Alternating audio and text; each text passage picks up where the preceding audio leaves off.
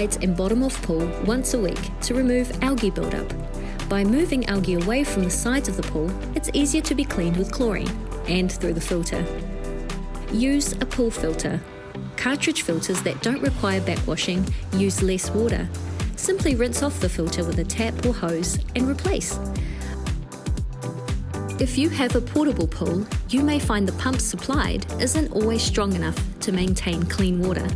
Consider investing in a better pump to help keep your water clean and swimmable all summer, especially if you're planning to use it for many more summers. Keep an eye on your pool water. If it starts to look cloudy, take action straight away. Take a water sample to your local pool or DIY store and get it tested. They can provide expert advice on what chemicals you will need to fix and maintain your water to prevent needing to refill it. Check for leaks.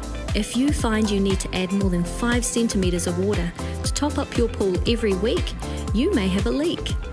Check your filter, pump, pipes and valves for any visible leaks. Also, check the ground surrounding your pool for wet soil or sunken areas.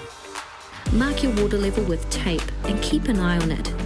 If you do find a leak, you can buy leak repair kits at DIY or pool stores.